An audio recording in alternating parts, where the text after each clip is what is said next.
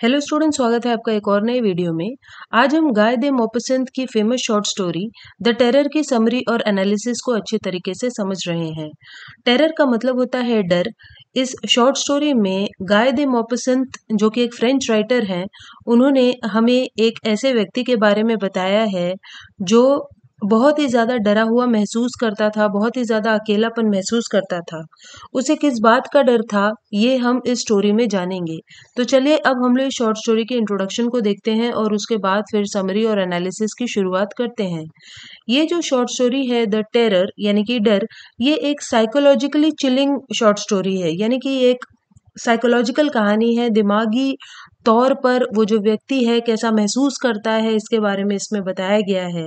It delves into the depths of fear and Paranoia.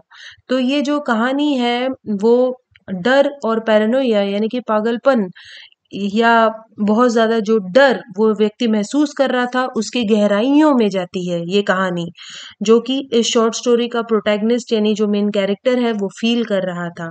वो क्या महसूस कर रहा था, इसके बारे में शॉर्ट स्टोरी में बताया गया है। तो चलिए अब हम लोग इसकी समरी को और अच्छे तरीके से समझते हैं। तो ये जो कहानी है द टेरर, वो एक ऐसे व्यक्ति की है जो बस इसलिए शादी कर रहा था क्योंकि वो अकेला नहीं होना चाहता था, अपने रूम में अकेला नहीं रहना चाहता था। बाकी उसके पास कोई रीजन नहीं था शादी करने का। First the story begins with a man who is talking about his upcoming nuptials to a woman he barely knows। तो ये जो कहानी है उसकी शुरुआत होती है जहाँ पे एक आदमी बता रहा है कि कैसे अब उसकी शादी की तारीख नजदीक आ रही है और वो एक ऐसी औरत से शादी करने जा रहा है जिसे वो ठीक तरीके से जानता भी नहीं है, और वो अपनी फ्यूचर वाइफ से बस 4 बार मिला है। और thinks she is what any man could want in a spouse. वो कहता है कि शायद वो जो औरत है उसमें वो सारे गुण होंगे जो कि एक पत्नी में या पार्टनर में होने चाहिए। और वो कहता है कि वो बहुत ज़्यादा अमीर नहीं है और शायद उस औरत को बड़ा ही इसलिए किया गया है ताकि वो किसी से शादी कर सके, यानी शादी करने के लिए वो परफेक्ट है, भले ही उसके पास पैसे नहीं है। इसके बाद वो कहता है कि उसके पास बस एक ही कारण है शादी करने का, क्योंकि वो अकेले नहीं रहना चाहता, वो अपने आप से ही डरता है। मतलब उसे भी नहीं पता कि वो किस चीज़ से घबराता है। Next he describes the night that set his fear into motion. उसके बाद वो बताता है उस रात के बारे में जिस रात से उसने डरना शुरू कर दिया और उसके मन में खौफ भर गया। One rainy night he was having a hard time going to sleep. तो एक रात होती है जब बहुत ज्यादा बारिश हो रही थी और उसे नींद नहीं आ रही थी। अब क्योंकि उसे नींद नहीं आ रही थी और उसे ऐसा लग रहा था कि कुछ तो है कमरे में जो उसे जगाए हुए है, वो अपने कमरे में यहाँ वहां चल रहा होता है। He paced his room back and forth, यानी एक जगह से दूसरी जगह वो चल रहा था continuously. Since he couldn't go to sleep he figured he would go out and meet up with someone. अब क्योंकि उसे नींद नहीं आ रही थी इसलिए उसने डिसाइड किया कि वो बाहर जाएगा और किसी से मिलेगा। After walking the streets for a while he decided to finally return home. तो वो सड़क पर बाहर काफी देर तक घूमता रहा और फिर उसने डिसाइड किया कि अब उसे घर लौट आना चाहिए। लेकिन जब वो घर लौटा तो उसने देखा कि उसके कमरे का जो दरवाजा है जहाँ वो रहा करता था, उस कमरे का दरवाजा खुला हुआ है। और ये बहुत ही अजीब चीज थी क्योंकि जब भी वो बाहर जाता था अपने घर का दरवाजा ठीक तरीके से लॉक करता था। But he thought the cause was a letter brought up for him. लेकिन फिर उसे लगा कि शायद कोई उसके लिए कोई चिट्ठी लेकर आया है। ही शट द डोर। उसने दरवाजे को बंद कर दिया एंड लॉक्स इट। उसके बाद उसे अंदर से बंद भी कर दिया। लेकिन तभी उसने देखा कि वहां आग जल रही है, जो फायर प्लेस है उसमें आग जल रही है और वहां पर कुर्सी पर एक आदमी बैठा हुआ था। He figured the man was a friend who had fallen asleep waiting for him to return. तो उसको लगा कि शायद वो जो आदमी वहां बैठा हुआ है वो कोई उसका कोई फ्रेंड है और उसका वेट करते करते वो वहां सो गया है उस कुर्सी पर। और इसके बाद वो उस व्यक्ति के पास चलकर गया जो अभी भी उसे ऐसा लग रहा था कि वो जो इंसान है उस कुर्सी पर बैठकर सोया हुआ है। When he reached out to wake the man no one was sitting in the chair. लेकिन जैसे ही वो वहां पहुंचा उस आदमी को उठाने के लिए, उसने देखा कि कुर्सी पर तो कोई भी नहीं है। It was empty. कुर्सी पूरी तरीके से खाली थी। For the rest of the night the guy had a hard time going to sleep. अब बाकी की पूरी रात उसे नींद नहीं आई, यही सोच सोच कर कि उसे तो लगा था कि कुर्सी पर कोई बैठा है, लेकिन जैसे ही उसने हाथ बढ़ाया था कुर्सी बिल्कुल खाली थी। तो उसे ये डर सता रहा था कि कहीं ऐसा ना हो कि वो सोने लगे तो उसे वही व्यक्ति फिर से दिखाई दे जाए, वो डार्क फिगर फिर से दिखे, और इसीलिए वो सो नहीं रहा होता, उसे नींद ही नहीं आ रही होती। After that incident, the next day left no traces of what had occurred the following night. लेकिन उस इंसिडेंट के बाद अगले दिन ऐसी कोई भी मेमोरी या याद नहीं रह गई उसके मन में, और जो कुछ हुआ था वो भूल सा गया। ही वेंट आउट, वो बाहर गया और उसने खूब एंजॉय किया, लेकिन तब तक जब तक फिर से घर जाने की बारी नहीं आ गई। अब जब उसके मन में आया कि अरे फिर से उसे अपने कमरे में लौटना है, तो वो फिर यहाँ वहाँ बस घूमता रहा आधी रात तक, ताकि उसे घर ना जाना पड़े। लेकिन फिर उसने सोचा कि वो जो कर रहा है ये बहुत ही पागलपन वाली बात है, वो कब तक इस तरीके से रास्ते पर घूमता रहेगा, और इसलिए वो फिर से अपने कमरे में गया, और उसे वो जो फिगर है, मिस्टीरियस फिगर, यानी जो व्यक्ति उसने कुर्सी पर देखा था, वो उसे नहीं दिखाई दिया, लेकिन फिर भी उसे ऐसा लगता है कि अभी भी उसके कमरे में वो व्यक्ति मौजूद है। दैट नाइट वॉज हार्ड, और वो जो रात थी उसके लिए बहुत ही हार्ड थी।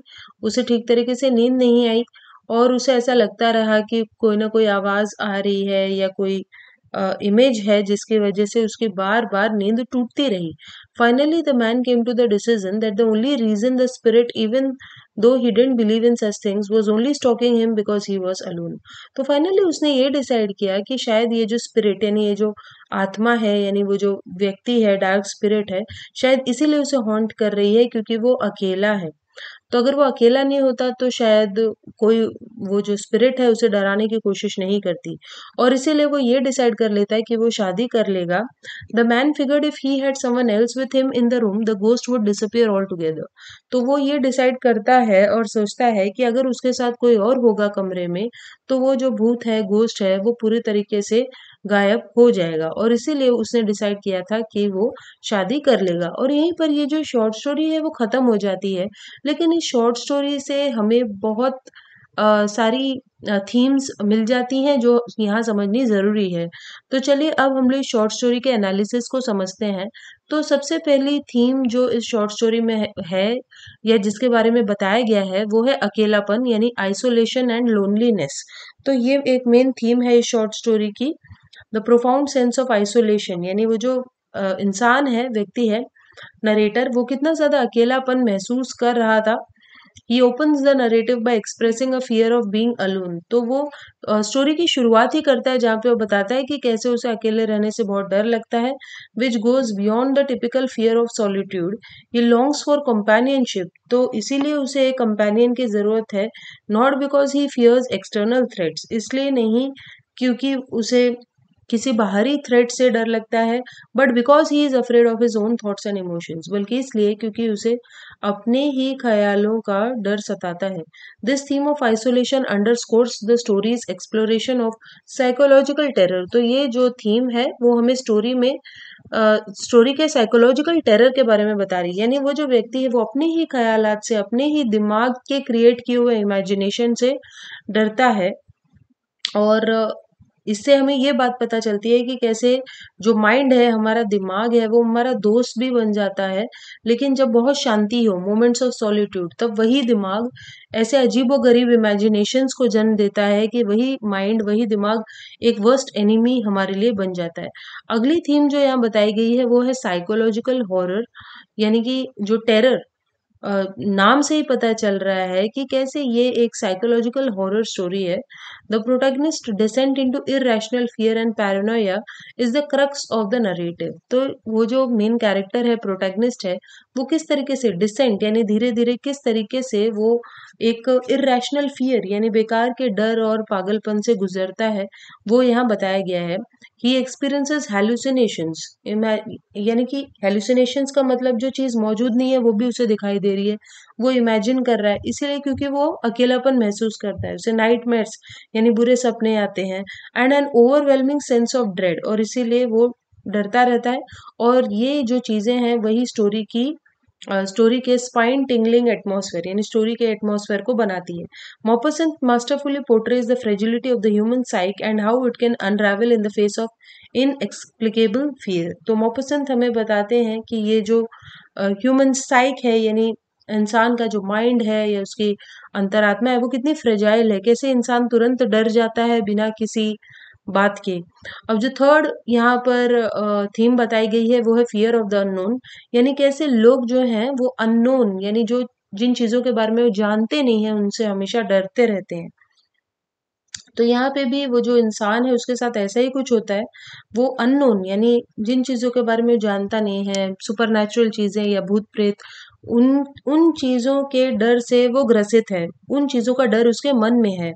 The protagonist is not afraid of specific external threats such as ghosts or intruders but rather of his own mind. तो हम देख सकते हैं कि यहाँ पे जो प्रोटैगनिस्ट है वो किसी बाहरी चीज से नहीं डर रहा है बल्कि अपने ही दिमाग की रचना से अपने ही दिमाग के क्रिएट किए गए अनएक्सप्लेनेबल सेंसेशंस और इमेजिनेशन से वो डर रहा है. This fear of the intangible and the inability to rationalize his terror contribute to the story's sense of unease. और इसी तरीके से इन सारी थीम्स और पॉइंट्स की वजह से स्टोरी जो है वो इतनी ज़्यादा अ, अजीब या इतनी ज़्यादा हॉरिफिक बन जाती है रीडर के लिए। सो आई होप आपको इस शॉर्ट स्टोरी की समरी और एनालिसिस समझ में आया होगा। सो चलिए हम मिलते हैं नेक्स्ट वीडियो में, तब तक के लिए बाय।